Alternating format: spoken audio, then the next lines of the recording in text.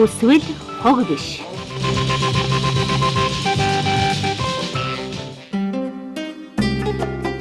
Үйлдвэрлэл худалдаа эрчимтэй хөгжиж, хүн ардын хэрэглээ өсөн нэмэгдэж, хэрэглэж байгаа зүйлсийн маань баглаа болол чамин болох тусам хог хаягдал ихсэж байна.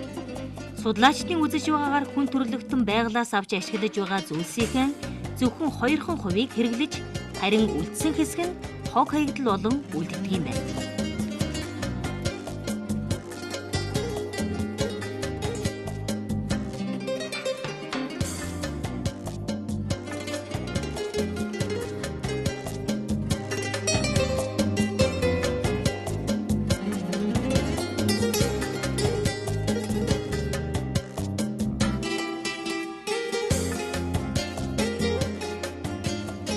Зөвхөн Улаанбаатар хотод л гэхэд хоногт 800-аас 1000 тонн хуурай хог хаягдал гардаг байна. Манайд нийт хог хаягдлын 60-аас 80%-ийг боловсруулахгүйгээр хайж, хогны дийлэн хэсгийг эзэлдэг цаас, хуванцар, материал, гялгарууд, давууны хаягдал зэргийг шатаадаг нь агаарыг бохирдуулах их үүсвэр болдог байна. Бидний өдөр тутам хэрэглэдэг гялгарууд газрын хөрсөнд устж алга бололгүй 150 жил хадгалагдаж, хөрсийг гэмтээж, зүлэг ногоо урахгүй байх аюулд хүргэдэг байна. Гялгарууд хуванцар эдлэл давс агуулсан хог хаягдлыг ил задгай болон ахуй нөхцөлд шатааж болохгүй. Учир нь диоксин хэмээх хорт байдас ялгарч, агаар, хөрс, усанд шингэн, улмаар хүн амьтны бид дамжин элдв төрлийн өвчин үүсгэдэг байна. Байгаль орчныг цэвэр байлгах, өөрсдийн эрүүл мэндийг хамгаалах, аюулгүй орчинд аж төрөх нэгэн үндэс бол хог хаягдлыг ашиглах, багасгах, боловсруулах арга замд суралцах явдал юм. Манай ард түмэн мал аж ахуй, гэр ахуйн хэрэглээ болох гэрийн бүслүүр, эмээлийн жирэм, хошлон, уурганы хувь, малын ногт, уяа бүчийг өөрийн аргаар сүлжиж хэрэгжилж ирсэн. Эдгээр уламжлалт сүлжээсийг ашиглан хог хаягдал болоод байгаа гялгаруутыг сүлжин эд зүйлс хийж болно. За бидний өнөөдрийн хог гэж нэрлэгдэх гялгаруут хэрхэн бүтээл болохыг хамтдаа харцгаая. За үүний тулд эхлээд бүгдээрээ гялгаруутаа бүтээл хийхэд зориулан бэлтгэнэ. За эдгээр гялгаруутыг бэлтгэхдээ анхаарах хэд хэдэн зүйл байгааг сануулъя. Нэгдүгээрт бид нар гялгаруутнууд хийх бүтээлд маань адилхан материалтай гялгаруутнуудыг орох ёстой. Нөгөө талаас өнгө дизайныг бодолцож төрөл бүрийн өнгөтэй өөр өнгийнх байх нь илүү зохиомжтой байдаг. За ингээд гялгаруутаа бид нар авчраад эхний ээлжинд цэвэрлэх материал болоход нь бэлтгэх хэрэгтэй байдаг. За үүний тулд бид нар эхлээд хог хаягдлаас нь цэвэрлэх элдв бохирдол зүйлийг арилгах цэвэрлэх замаар материалаа бэлтгээд тэдгээрийг ямар зүйл яаж хийх вэ гэдгээс шалтгаалаад зүсэж бэлтгэнэ. За ингэж зүсэж бэлтгэхдээ бид нар гялгаруутаа ямар томхон зүйл хийх гэж байвал аль болохоор өдөөн томоор зүсэж бэлтгэх жижиг нарийн зүйлийг хийх гэж байгаа бол илүү богино нарийнхан зүсэх нь илүү тохиромжтой байдаг. За эдгээр хийхэд хоёр үндсэн төрлийн арга байгаа. За нэгдүгээрт бол бид нарт уламжилт томох сүлжих аргуудыг хэрэглэж бэлтгэн нөгөө талаас өнөө үед их дэлгэрээд байгаа гоёлын сүлжээсийг хэрэглэх ашиглах замаар эдгээр зүйлийг хийж болж байгаамаа. За яг бид нар бол гоёлын сүлжээсийг ашиглах замаар цэцгийн гадуурх бүрээс чимэглэл хийж байгааг харж байна. За энд бол бид нар шар өнгийн болон цагаан өнгийн хоёр гялгаруутыг ашиглаж хийсэн байгаа. За энэ зүйлээрээ бид нар хийхдээ хоёр өнгөө яаж харагдвал илүү гоё харагдах вэ? Аль хоёр өнгө илүү зохицох вэ гэдгийг анхаарч үзэх хэрэгтэй. За үүний тулд ихэвчлэн бид нар цагаан өнгөтэй суурилж авж байгаа. За цагаан өнгө бол нэгдүгээр үндсэн өнгө. Тэгээ энэ цагаан өнгө маань бүх төрлийн өнгөтэй зохицдог учраас илүү гоё үзэмжтэй харагддаг. За ингээд сүлжээсийг хийж явах явцдаа уламжлалт аргаарч бай, гоёлын сүлжээсч бай, аль ч сүлжээсний үед бол бид нар сүлжээснийхээ чанга сулыг маш сайн тохируулах хэрэгтэй. Энэ нь нэгдүгээрт хээ гаргах, хээ тодрох илүү үзэмжтэй болоход тохиромжтой. Нөгөө талаас эд зүйл маань илүү бат бөх болох талтай байдаг. Ийм учраас энэ одоо таталтаа нэгдүгээр тохируулах, хоёрдугаар гялгар уутай жигд зүсэж бэлтгэсэн байх нь бол энэ хоёр одоо шинжийг агуулсан бүтээл гаргахад илүү тохиромжтой байдаг юм аа.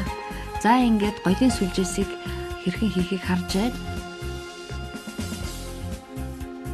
За нэгэн төрлийн л үндсэн суурин дээр аваад нэгэн төрлийн сүлжээс хийгээ зангилааг гаргаж байгааг бид нар одоо яг харж байна.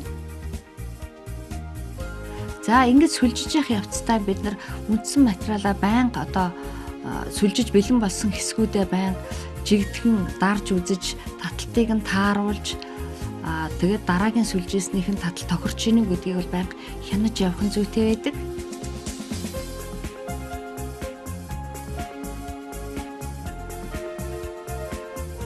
За одоо багш маань яг жигд болж ийнэ үгүй гэдгийг хянаж үзэж байна. За ингээд бэлэн болсон энэ бүтээлийнхээ доод суурийг цэгцэлж байна. За доод суурийг хийхдээ бид нар цацаг болох энэ хэсгүүдийг эхлээд жигдхэн тайрч хэргэж авна.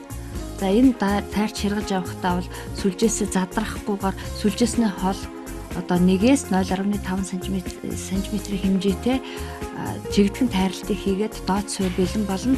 За ингээд цэцгээ дотор нь баартай цэцгээ дотор нь байрлуулад ингээд одоо бусад талынх нь хэрхэн яаж хярах уу, хэмжээс нь сүлжээс нь тохирч уу гэдгийг хэмжиж үзээд эцсийн бэхлэгээнүүдийг хийж байна. Одоо нэгэнт бааранд маань тохирцсон байгаа учраас эцсийн бэхлэгээ хий. За ингээд урт хэсгүүдийг тайрч аваад за жигдхэн тайралтуудыг хийж чимэглэлөө илүү тохиромжтой гоё гаргахын тулд жигдхэн тайралтуудыг хийж байна. За байрлуулчлаа. За одоо ингээд бид нар энэ жигд хайчилсан тэр цацагтай хэсгийнхээ гялгар уутнуудыг гараараа сайтар тэнэлгэж өгөх. Мөн одоо их биеинд байгаа тэр сүлжээснүүдийг баар руугаа нэлээд сайн наалдуулан барьцалдуулах замаар юм гараараа татаж тохируулж өгөх хэрэгтэй.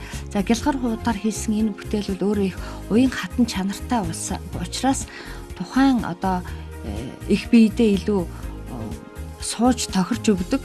Тэрийг багш өөрөө их сайн тохируулж хийж өгөх хэрэгтэй. За ингээд бид нар компьютерийн дэргэд байгаа кактус болон 100 насны савнуудад хэрхэн энэ бүтээл амилж очсныг харж байна. За одоо бүгдээрээ уламжлалт арга болох том харгыг харж байна. За энийг одоо өнгө дизайн гоё байхын үүднээс 2 өнгийн гялгар уутыг ашигласан байна. За ингээд багш маань маш алгаараа алгадаж байгаа тэр хүчээ бас их жигд тохируулвал эрч нь их сайн болдог, эрч сайтай байна гэдэг маань тухайн эд зүйл маань нэлээд бат бөх болно гэсэн үг. За энэ зүйлүүдээр бид нар ихэвчлэн дээс, угаалгын хэц, эд зүйлийн баглаа хийж байгаа учраас бол эрч жигд чанга байх тусмаа бүх бат болдог. За ингээд гялгар уут бид нар мэдээж дээсийг бол нэлээ урт хийц эднэрийг урт хийдэг учраас аль болохоор залгаж явна. Залгахтаа бид нар бол зангиддаггүй. Зангидвал одоо энэ зүйл маань нэлээ бохир заваа харагдах учраас одоо гялгар сүлжиж байгаа биенийхээ үлдсэн хэсгийг тэнэлгэж барьж агаад дундуур нь залгаасыг хийж өгнө. За одоо багш маань гадуур нь хийж үзүүлж байна. Гадуур нь хийвэл ямар алдаан төрхнөө харцгаая бүгдээрээ. За болохгүй байх шиг байна. Тийм. Ийм учраас одоо бид нар залгаасыг хийхдээ заавал томж исэн тэр хэсгийнхээ үлдэгдэл хэсгийг тэнэлгээд дундуур нь шинээр залгаж орж байгаа хэсгээ хийгээд за нэлээд сайн бат бөх барьж агаад эргүүлээд нэлээд чанга эрчтэй хуйлж өгж агаад за ингээд залгаасыг хийвэл илүү бат бөх болно. Тэгэхээр та бүхэн анхаарсан авсан байх.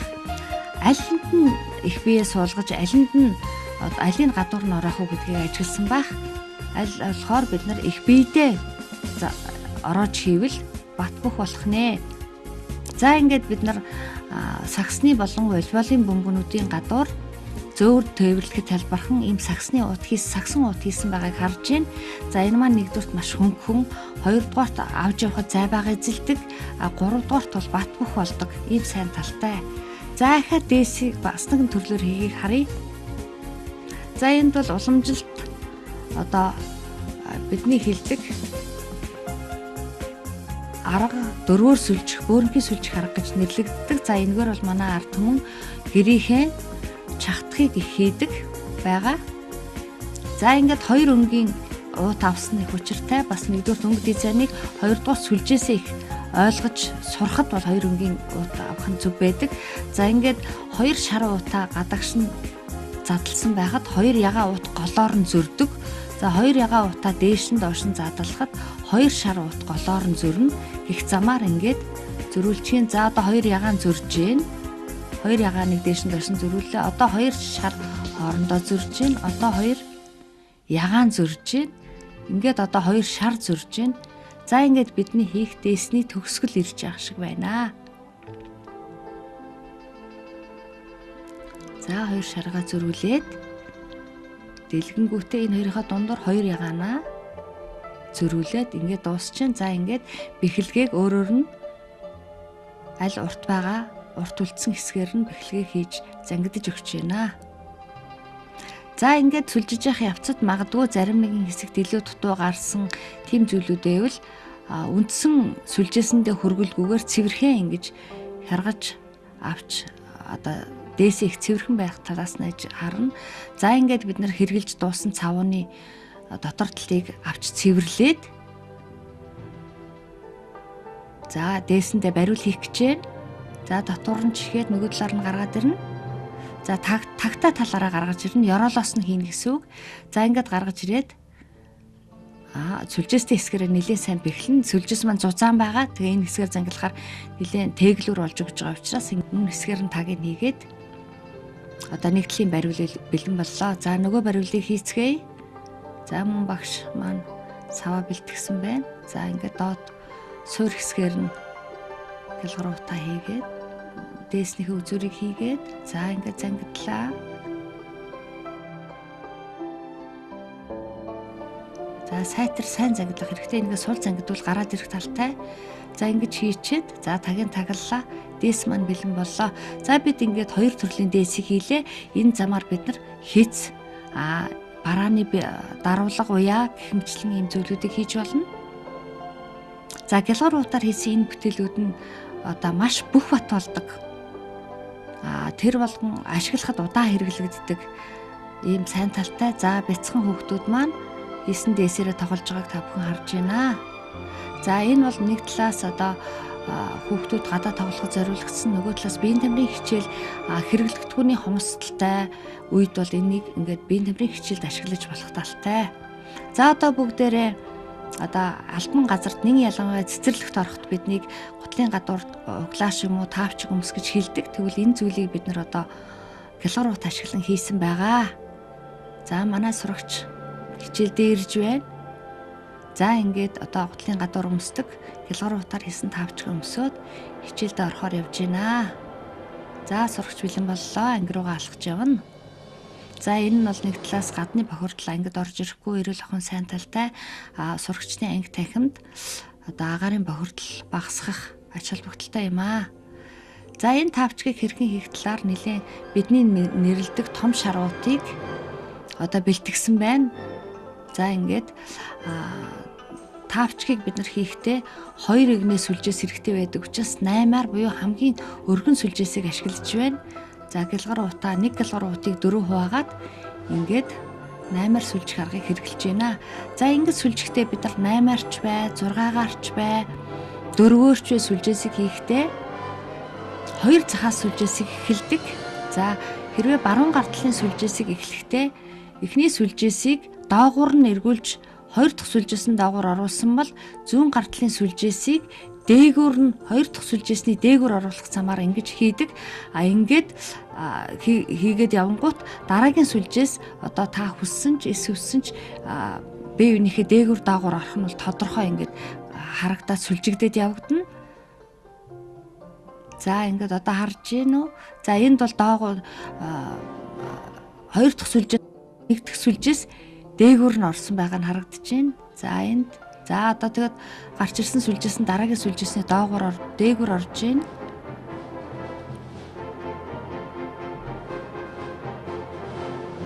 За ингээд 8-аар сүлжсэн сүлжээс бэлэн болцсон байна. За бэлэн болох төх нэлээ урт сүлжээс явж байна. За ингээд сүлжигдсэн ба за энэ хоёрыг бол бид нар яаж чарсан тэр хоёр доогоор ороод одоо энэ уулзурт ирж байгаа хоёр маань дээгүр доогоор зөрж сүлжигдэх. За ингээд сүлжиж явах явцдаа бид нар залгаасуудыг одоо их сайн харж даагуур цаагуур нь сүлжээсэн завсраа их сайн хийж өгөх хэрэгтэй. За одоо энэ багшийн жижигхэн сүлжээсийг яаж оруулахыг харцгаая. За багш тэр сүлжээсийг хоёр сүлжээсний дундуур жижигхэн өөцийг хоёр сүлжээсний дундуур оруулаад нууж байна. Нуух гэж байна. За ингэж хийж байгаад одоо нуун харж байгаарай. За тэгж ингэж нуугаад ингэж хийх юм бол дараа нь энэ сүлжээс ирж гарч ирдэг юм аа. Гол нь энэ сүлжээсийг хийхдээ бид нар одоо баруун гар талын нэгдүгээр туузаа хоёр дахь туузны доогуур оруулсан бол зүүн гар талын нэгдүгээрхийг хоёр дахь туузны дээгүүр оруулна гэх замаар ингээд сүлжээд л явчихна. Тэгэхээр энэ бол альч хэдэн ч төрлийн сүлжээс вэ тэр сүлжээс нь тохирдог. За ингээд үзүүрүүдийг нийлүүлээд нэгэн бүхэл гогцоог үүсгэж байна. За ингээд голд байгаа тэр хоосон зайг бид нар гялгар уутаараа нарийнхан цусан гялгар уутаараа ингэж хэрж оёод нийлүүлээд нэгэн цул хавтгай болгоно. За түүнийг ийм зүсэж бэлтгэсэн кардон дээр тавьж байрлуулнаа. За мөн бид нар саяын сүлжээсээрээ дээдлийн хөндлөвч, таавчхны хөндлөвчийг хийнэ. Сүлжиж бэлтгэн мөн адилхан сүлжих арга нь. За бэлтгэсэн энэ хөндлөвчөө хялгар сүлжиж бэлтгэсэн дотор талын уул мөн кардонын уул хоёрынхоо дундуур хийгээд ингээд мяндсан утсаар ойж бэхэлнэ. За энэ дээд хөндлөвчийг бид нар мөчтгөн хийвэл илүү одоо хурдан урагдах талтай байдаг учраас аль болохоор лавхан хийх хэрэгтэй. Иймийн тулд дээд сүлжээсийг нэлээд уртхан бэлтгэх хэрэгтэй байдаг. За ингээд уул маань одоо дандаа газар гიშгдэг учраас урт удаа хэллэгийг нь бодоод бид нар бас нэлээд хатуу гялгар уутнуудыг сонгож ундааны паачкны гадуур гялгар уут ч юм уу паркетны уутнуудаар доод уулыг гялгар цаасыг нахиж бүрж өгч байгаа. Тэгээд ингэж бүрж өгтөө бид нар өнгийн мяндсан утсуудаар эргэн тойрныг нь бэхлэж хэлбэр гаргаж оёж байгаа. За энэ нэг талаас чимэглэл нөгөө талаас бэхлэгээ болж өгдөг. За одоо ингээд бүгдөө чимэглэлийн ажилдаа оръё. За чимэглэлийн ажилдаа орохдоо бол 10-ын гэдэг жижигхэн гялгар уутыг зүсэж бэлтгэн. За ингээд зүсэж бэлтгэхдээ гялгар уутныхаа гадна талын үзүүрт байдаг салбар хэсгүүд буюу дотор талд наалттай хэсгүүдийг задлаад за ингээд жигдхэн хэмжээгээр ямар хэмжээний цацаг хийв гэдгээ өөртөө тохируулаад зүсэж бэлтгэн. За энд бид нар бол нэг гялгар уутыг 8% зүсэж бэлтгэсэн байгаа. За 8 ширхэг урт тууз гарч ирнэ эндээс. За энийгээ бид нар 4 нуглаад 4 ширхэг өөрөөр хэлбэл нэг уднаас 4-8 32 цацагны тууз бэлтгэж байгаа. За энэ бэлтгэсэн туузаа одоо бас гялгар уутаар хийж бэлтгэсэн савандаа хийж байна. За ингээд хайж алга болж өргөдүүлэхгүй тулд бэлтгэж байна. За саяын зангилааг бид нэр шууд нэг үзүүрийн нөгөө үзүүрээр гараад хооронд нь зангидж байна. За энэ бол нэлийн тохиромжгүй байдаг. За одоо энийг харъя бүгдөө хоёр үзүүрийг нийлүүлээд битүү гогцоон дундуур гаргаж ирээд за хоёр үзүүрээд дагавар нь татаад бэлтгэж байна. За энэ бол илүү бүх бат тэгээ үзэмжтэй цацк нь бол яг одоо дээдэлтэй харагдаж ингэж хийгддэг учраас цацкыг ингэж зангидах нь илүү тохиромжтой байдаг. За ингээд таавчгныхаа дээд хөндлөвчөнд хоёр талд нь ийм гялгар уутгаар хийсэн туузнуудыг хийж өгөөд жигдхэн тайрчин. За энэ аль болохоор богинохон жигдхэн тайрагдах тусмаа илүү үзэмжтэй гоё харагддаг. За хайрчлсны дараа бид нар одоо гялгар уутныгаа задлж бэлтгэж өгнө. Аль болохоор их сайн задлах тусмаа энэ илүү гоё үзэмжтэй болно. За ингээд шууд хутлаа тайлаад гэрийн нөхцөлд хэрглэж болох байрны өрөө, саав уун, өсчин гоо сайхны газрууд хэрглэж болох юм тавчгийг бид нэр бэлтгэлээ. За энд бол цэнхэр өнгөөр, цагаан өнгөөр бэлтгэсэн байна. За энд бол ягаан өнгөөр, цагаан өнгө хоёрыг ойлж бэлтгэсэн байна. За тавчгаа бид нэр гялгар уутнуудаа бүр олноор хольж нийлээд хэвлж илүү гоё зохимж одоо жижигхэн 10 гялгар уутаар цагаан цэнгэр хоёроор холиод мөн дөрвөр сүлжих аргыг хэрэглээд ингээд бэлтгэсэн даамны хөлгийг харж байна. За энэ даамны хөлгийг бид нар нэгдүгээр даамны хөлөг болгож хичээлд хэрэглэж болно. Нөгөө талаас энийг бид нар одоо сандлын зөөлөгч болгон ашиглаж болно. жолоочийн суудлал болгож ашиглаж болно. Голын хөвөн дээр нойтхон газар тавьж чигний хамгаалалт болж хэрэгжиж болно. За мөн түүнчлэн бид нар энд араа өөр дизайнаар бас одоо тавчга хийгээд ингээд үүрээд явчих болох чигний хамгаалалтыг бэлтгэсэн байна. За энд бол бид нар хогийн савыг бас бэлтгэж хийсэн байна. За энэ зөөлөвчийг бол бид нар өсчний сандалд зориулж тавьжээ. Та бүхэн өмнө нь мэддэг байсан өнөөдөр сурсан сүлжээсийг ашиглан усанд орох газар, саавн, сургууль, үйлчилгээний газарт өмсөж болох шаахай уловч, чигнээс хамгаалах дэвсгэр, шатар, даамны хүлэг, хог, жижиг хэрэглэл хийх сав, хүнсний зүйл, бөмбөг хийх сэтг зэрэг олон зүйлийг өөртөөс наачлан хаягдал гялгар цаасаар хийж амьдрал ах уйдаан хэрэглээрэй.